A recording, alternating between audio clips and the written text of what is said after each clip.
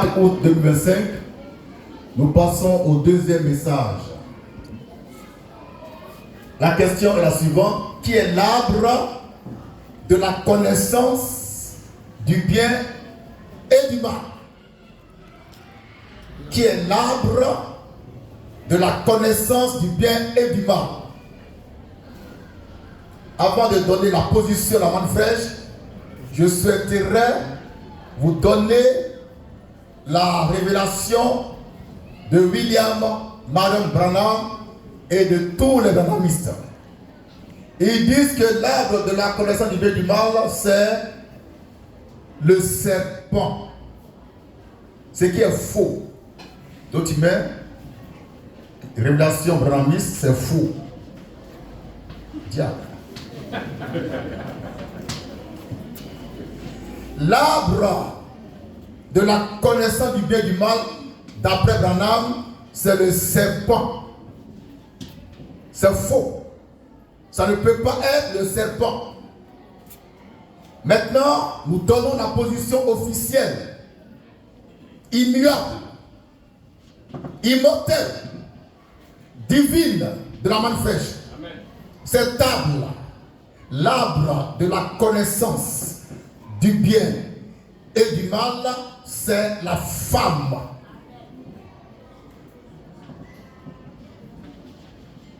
Ainsi parle le Fils de l'homme.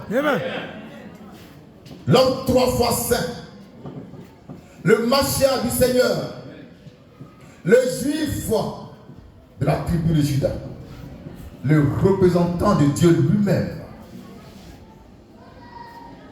Maintenant, je vais le prouver par les Écritures, par la révélation et par le Saint-Esprit. Avant ça, nous lisons Genèse 2, 16 à 17. Lecture. Genèse 2, Oui. 16 à 17. Oui. L'Éternel Dieu donna cet ordre à l'homme. Dieu donne un ordre à l'homme.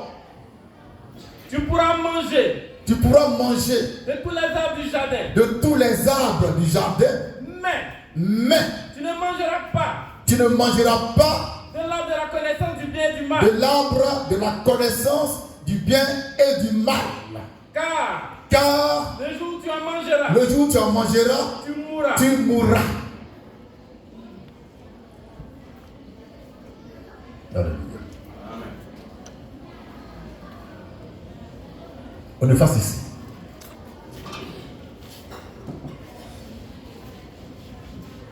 Tu écris l'arbre de la connaissance du bien et du mal, c'est la femme selon la manne fraîche. Maintenant, on revient à ce que Dieu a dit à l'homme. On reprend ça.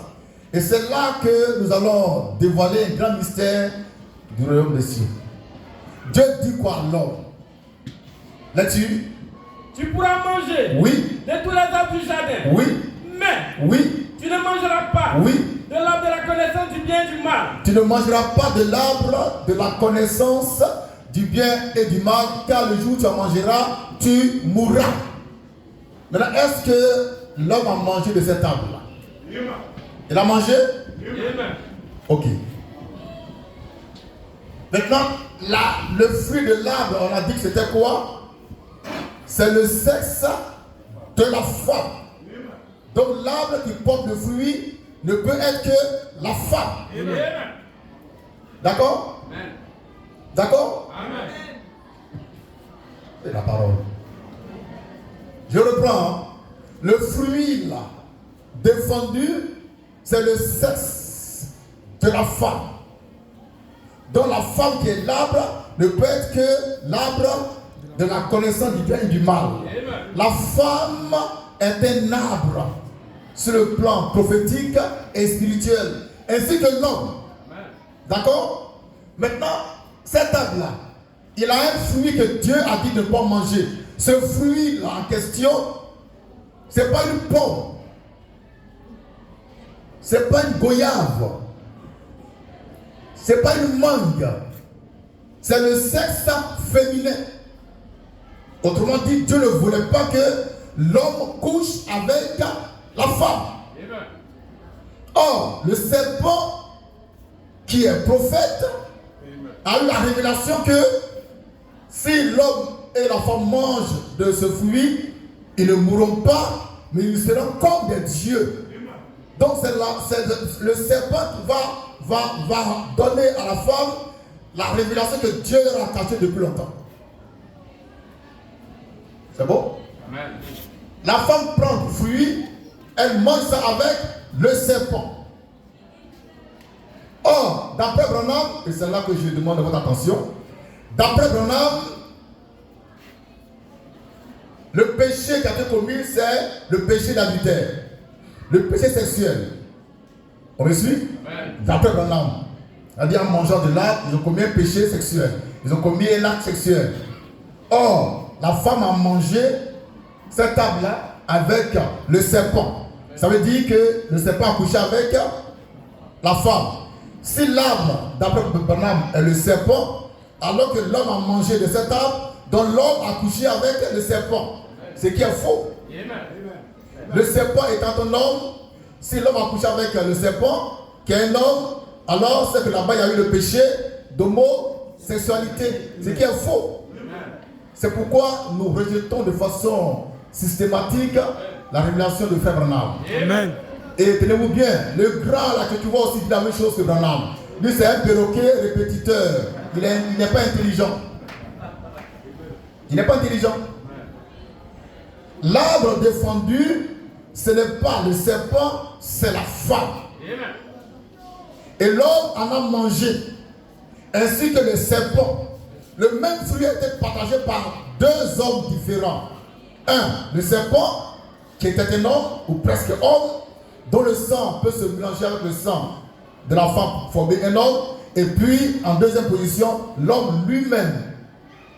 Le sexe, c'est ça qui est le fruit défendu.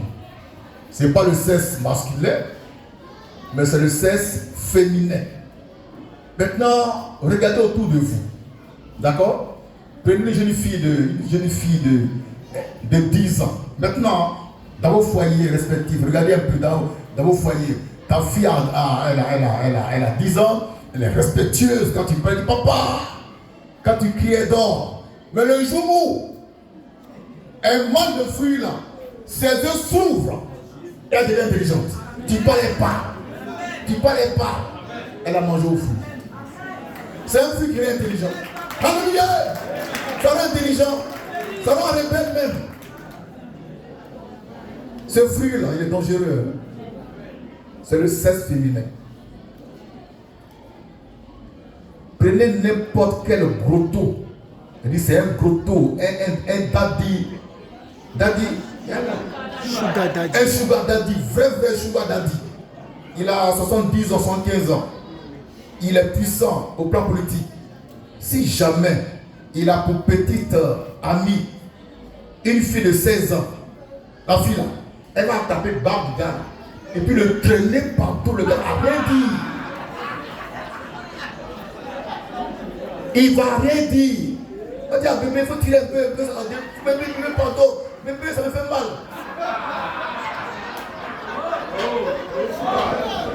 Donc Dieu a donné à la femme un grand pouvoir qui se trouve en ses cuisses. Le plus grand pouvoir là, ce n'est pas l'argent, c'est le sexe féminin. Il est dominateur. Il contrôle tout le monde. Mais regardez dans vos foyers, il y a des pasteurs qui font chat noir. Il y a des pasteurs qui font chat noir. La femme n'étant pas contente, elle ne veut pas donner de ce fruit-là à son mari. Alors lui, il attend entre minuit et 1h du matin, et puis il rampe comme le serpent avant de devenir reptile. Il rampe dans le noir, l'obscurité. Donc il attrape un peu hors terre, il va dire, laisse-moi. Qu'est-ce qu'il a trouvé? Jusqu'à dit pardon. Et il se met à genoux devant sa femme. Car elle a un grand pouvoir sur l'homme. Toutes les femmes ont ce pouvoir. Toutes les femmes ont ce pouvoir. Il y a un verset biblique que je ne conteste pas, mais je ne suis pas trop enjaillé de ça. Le verset dit que la femme est le sexe faible. Je ne crois pas trop en ça. La femme, elle est plus forte que l'homme. Elle a un pouvoir que l'homme n'a pas. Lorsque le fruit a été mangé et que Dieu était fâché, Dieu dit à la femme, on va lire rapidement, que l'homme va dominer sur toi. C'est pas ça? Très bien. Maintenant, qui ici va dire que vraiment il domine sa femme? Je veux le nom d'un homme qui dit lui il domine sa femme. Donne-moi son nom. C'est la femme qui contrôle tout. Elle domine tout. Mais quand on dit que la nuit Paul conseille, c'est pas parce que tu as fait un rêve. Hein. C'est ta femme qui va te oindre. Alléluia! C'est elle qui va te oindre la nuit. Et c'est quelqu'un qui dit dans le secret, tu fais ça ouvertement matin. Et puis tu penses que tu es grand en haut derrière toi. Il y a une femme qui t'a oint la nuit. De façon extraordinaire. Et matin, quand tu es avec tes amis que tu parles, tu es inspiré. Frère, attention au sexe. Donc l'arbre de la connaissance du bien et du mal, ce n'est pas le serpent comme l'a dit Frère Branham, comme le dit Ketouva, mais c'est la femme. C'est elle qui est l'arbre de la connaissance du bien et du mal. Il y a un deuxième arbre qui s'appelle l'arbre de vie. L'arbre De vie, non? Il me regarde comme ça. Attendez-moi ça. L'arbre de vie. Mais il y a un troisième arbre qui est caché. Il y en a trois en fait. Là-bas, il y a l'arbre de vie, l'arbre de la connaissance du bien et du mal. Puis il y a un troisième arbre qu'on verra, Dieu voulant, le dimanche prochain. Amen. Merci. Je suis mon frère.